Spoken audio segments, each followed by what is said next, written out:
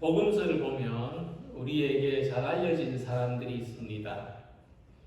막달라 마리아나 마르다와 같은 여인들과 또 삭개오, 바디메오, 나사로와 같은 남자들입니다.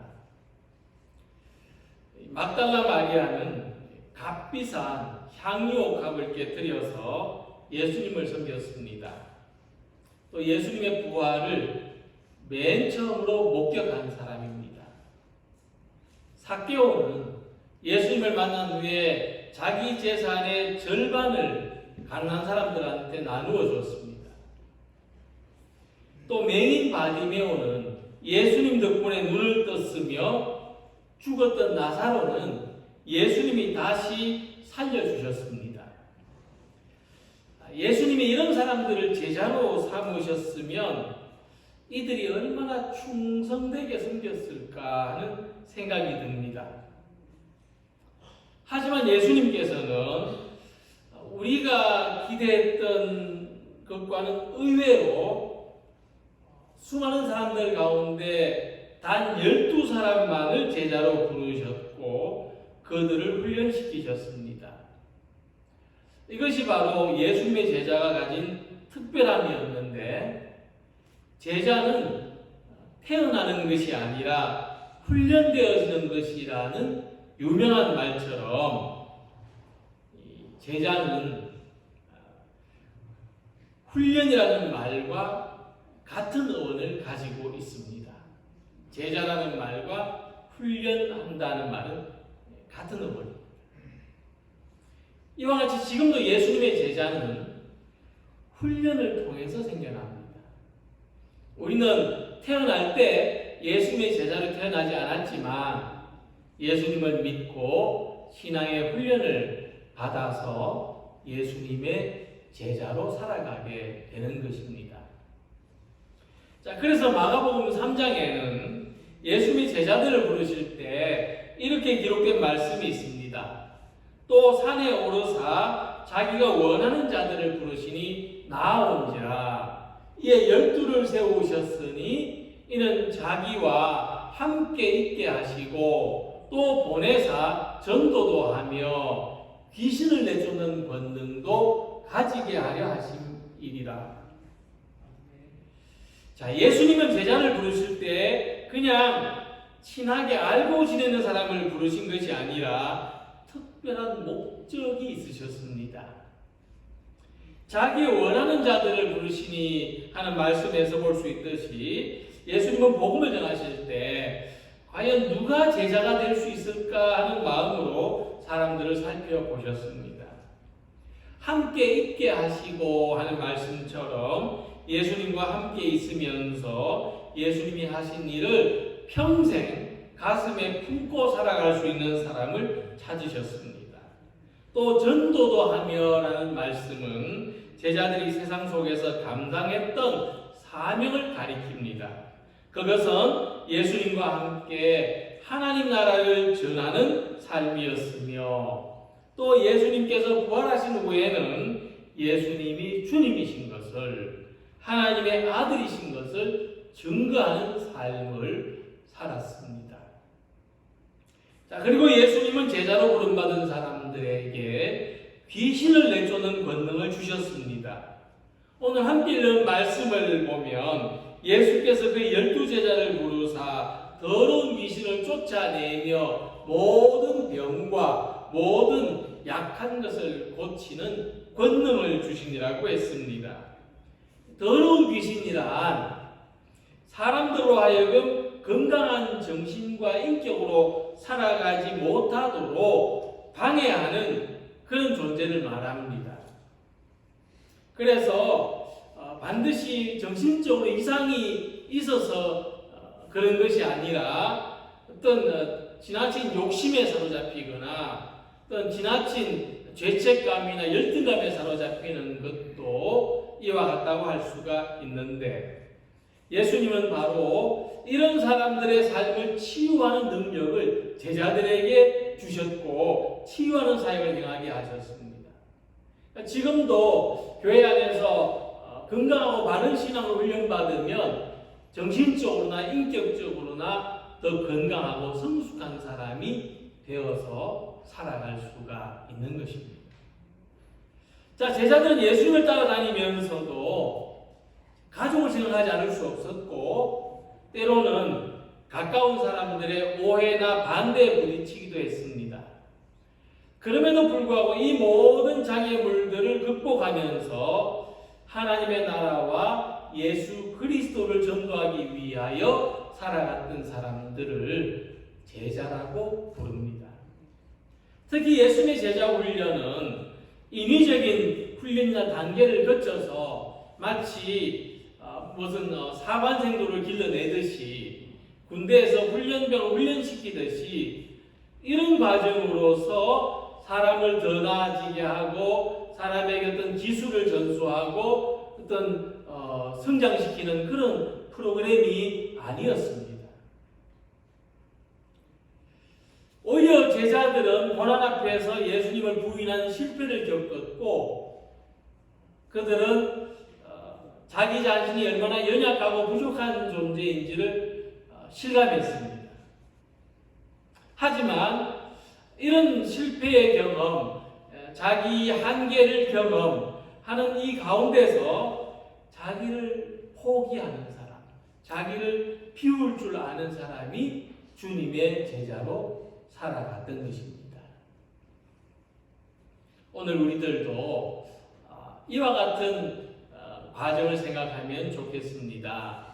제자 훈련은 우리가 생각하는 어떤 프로그램이 아니라 전인격적으로 예수님을 닮아가는 삶, 또 자신의 연약함과 한계를 인정하고 받아들이면서 주님의 은혜가 덧입혀지기를 소망하는 삶, 또 부족하지만 우리가 있는 곳에서 예수님을 본받아 살아가는 삶, 이러한 삶을 제자의 삶을 소망하는 우리 성도님들이 되시기를 기원합니다. 먼저 제자는 예수님의 보내심을 받은 사람입니다. 그래서 우리는 그들을 다른 말로 사도라고 부릅니다. 사도는 예수님의 보내심을 받은 사람이라는 뜻이고 예수님의 심부름꾼이라는 뜻입니다. 예수께서 이 12를 내보내시며 명하여 이르시되 이방인의 길로도 가지 말고 사마리아인의 고을에도 들어가지 말고 오히려 이스라엘 집에 잃어버린 양에게로 가라고 하셨습니다. 예수님은 제자들에게 이스라엘 집에 잃어버린 양들에게로 가라고 말씀하십니다. 이와 같이 하나님의 사람들 속으로 보냄을 받는 것이 제자의 모습이고 내가 살아가는 삶의 자리, 나의 주변에 있는 사람들의 무리, 그들이 하나님의 잃어버린 양들이라고 하는 의식을 가지고 살아가는 그런 사람, 그것이 제자의 모습입니다. 그래서 믿음에는, 우리가 믿음 생활하는 것에는 하나님과 우리와 또 예수님과 우리가 가지는 이런 수직적인 관계가 있지만 그것이 전부는 아닙니다. 예수님의 십자가가 세로 막대기도 있지만 가로 막대기도 있는 것처럼 나와 다른 사람들과의 관계, 주님과의 신실하고 친밀한 관계가 사람들의 관계 속에서도 친밀하고 진실하게 드러나도록 살아가야 하는 것입니다. 그래서 예수님의 제자는 사람들 속에서 살아가지만은 그들 속에서 하나님의 잃어버린 양들을 찾고 다시 하나님께로 인도하는 사명을 감당하는 것입니다. 이것이 나의 사명이다 생각하고 살아가는 것입니다. 5년 전에 호주의 동굴에서 어떤 양 한 마리가 발견됐는데 놀랍게도 이 양은 6년 전에 어떤 목자가 잃어버린 양이었습니다. 이 목자는 양의 이름까지 기억하고 있었는데 슈렉이라는 이름을 가진 양이었습니다. 근데 이 양이 발견됐을 때 이 6년 동안 털을 깎지 않았기 때문에 이 털이 온몸을 뒤덮고 있어서 제대로 서는 것조차 못할 정도였습니다. 털을 깎아내니까 털 무게만 32kg이 됐습니다. 양은 제대로 먹지 못해서 영양실조에까지 걸려 있었습니다. 우연히 발견되지 못했다면 1년을 더 살지 못했을 것이라고 합니다. 그러나 등산객에게 우연히 발견된 덕분에 슈렉은 건강을 되찾고 다시 목자에게로 돌아갈 수 있었습니다. 목자를 잃어버린 양의 운명은 이와 같습니다. 만약 이 양이 동물을 의식적으로 삼지 않았더라면 사나운 야생 짐승에게 벌써 생명을 잃고 말았을 것입니다.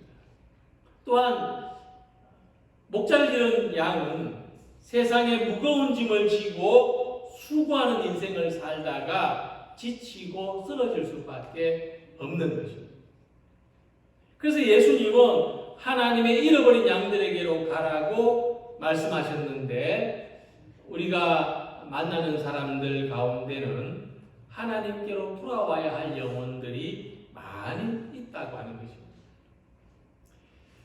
사람은 하나님을 떠나서 하나님을 의식하지 않고 자기 삶을 충족시켜줄 무언가를 열심히 찾아 헤맵니다. 대표적으로 사람은 물질이 많이 있으면 자신의 삶이 완성될 것으로 생각합니다. 그러나 내가 찾는 그것이 내가 알지 못하는 그 미지의 것이 하나님 안에 있다는 것을 발견하기 전까지 우리에게는 참된 평안이 있을 수가 없습니다. 염려하고 걱정하는 것도 그 가운데 하나입니다.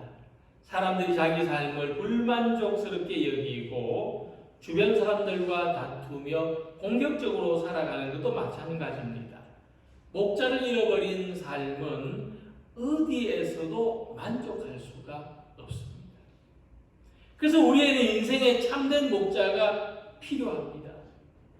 예수님의 제자는 무엇보다도 이런 사람들에게로 보냄을 받습니다. 우리는 목자 없는 양과 같은 우리의 이웃들이 하나님 안에서 참된 안식과 평안을 얻도록 인도하는 사명을 가지고 있습니다. 내가 누리는 이 평안, 이 위로를 하나님의 평안과 위로를 알지 못하는 많은 사람들에게 전하는 우리들이 되기를 소망합니다. 그래서 예수님의 제자는 예수님이 보내신 일을 감당할 때 보람이 있습니다. 기쁨이 있고 삶에 충만함이 있습니다.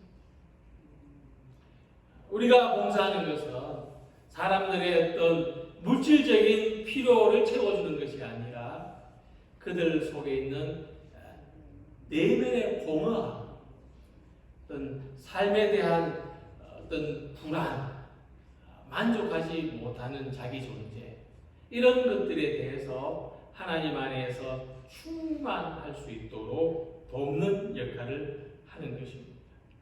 그래서 예수의 제자들을 보면 이 베드로는 반스바 같은 사람이 되라고 해서 이름을 얻었지만 그러나 믿음도 성품도 굳건하지 못했습니다.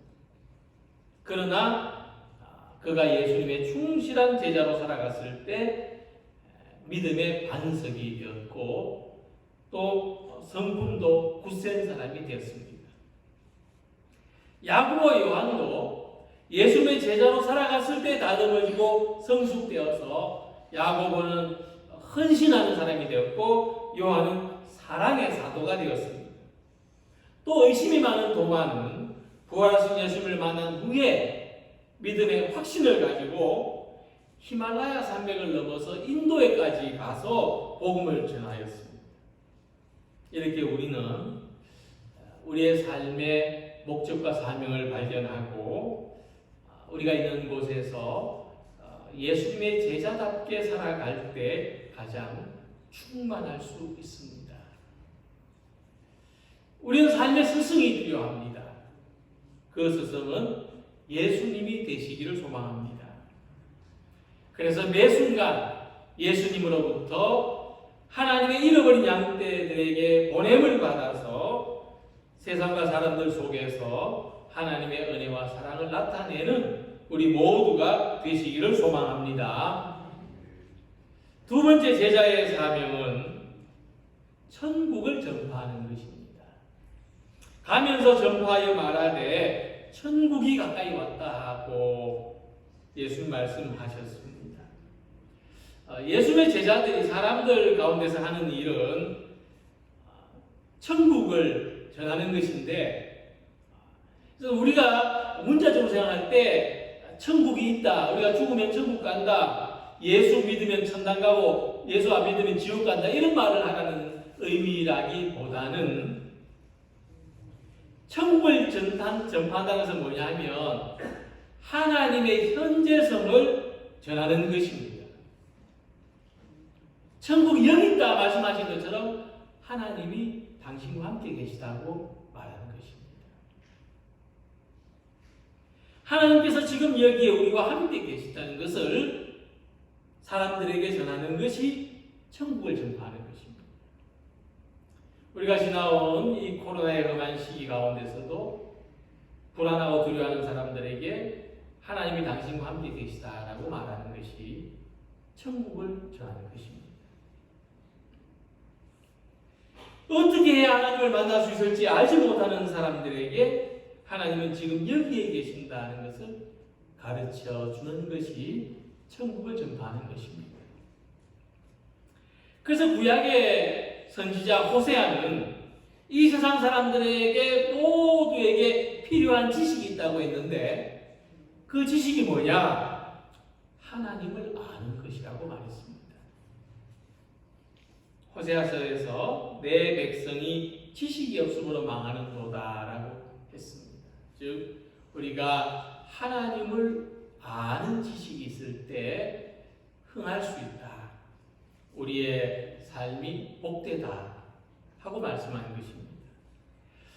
지식이라고 하는 것은 사람의 삶을 안전하고 충만하게 살아갈 수 있도록 돕는 수단입니다. 많은 지식을 가진 사람일수록 안전하고 행복하게 살아갈 가능성도 높습니다. 근데 그 중에서도 가장 중요한 지식은 하나님을 아는 지식입니다. 하나님께서 우리를 사랑하신다는 것은 믿음 이전에 모든 사람들이 가져야 될 지식입니다. 그러니까 믿음보다도 더 보편적인 겁니다. 모든 사람들이 이것을 알아야 합니다.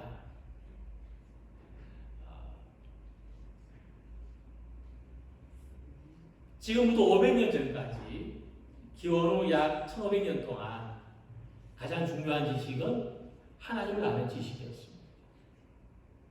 세계 유수한 대학들은 다 거기에서 출발했습니다. 우리가 살아가는데 가장 소중한 지식입니다.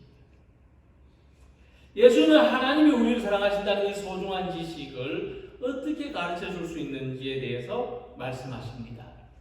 병든 자를 고치며 죽은 자를 살리며 나병한 자를 깨끗하게 하며 귀신을 쫓아내되 너희가 그저 받았으니 그저 주라. 제가 초등학교 시절에 제가 살던 동네에 아주 특이한 병원이 있었습니다. 병원 이름이 구라선교회였습니다.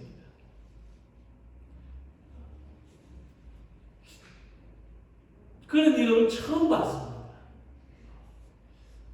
도대체 뭐하는 병원인지 이 한자의 뜻을 몰랐던 어린 아이가 볼 때는 너무 신기했고, 더 신기한 것은 외국 사람들이 의사로 있었습니다. 서양 사람들이었죠. 지금은 이제 피부병을 전문으로 치료하는 병원이 됐는데, 자료를 찾아보니까 1957년에 영국에 있는 나환자 선교회가 세운 병원이라고 합니다. 그래서 가끔 병원에서 흘러나오는 그 크리스마스 카드 같은 거 보면 뜻은 모르지만 영어로 쓰인 그런 글들을 볼 수가 있었는데 아마 그분들은 선교사들이었던 것 같습니다. 이 외에도 우리나라 최초의 병원들은 거의 대부분 선교사들에 의해서 세워졌습니다. 우리가 선교사라고 하면 어디 가지고 교회를 세우는 사람이라고 생각하기 쉬운데 그들은 교회를 세웠지만 병원을 세우고 학교를 세웠습니다. 왜 그랬을까? 그 이유가 이 말씀에 있습니다. 그들은 아프고 병든 사람들, 죽어가는 사람들을 치료하고 이것을 통해서 하나님이 우리를 사랑하신다. 하나님은 계신다. 바로 그 사실을 가르쳐 주려고 했던 것입니다. 예수님 제자들에게 말씀하십니다. 너희가 거저 받았으니 거저 주어라. 생각해보면 우리의 삶은 하나님으로부터 거저 받은 선물입니다. 그래서 우리는 거저 받았으니 거저 주는 교회가 되어야 합니다. 우리 교회가 어려운 가운데서도 선교와 구제를 위하여 모은 재정을 선교하고 구제하는 일만을 위해서 사용하는 것을 대단히 기쁘게 생각합니다. 교회의 존재 의미와 교회의 가치는 여기에 있기 때문입니다. 세상에 빛이 되는 것입니다.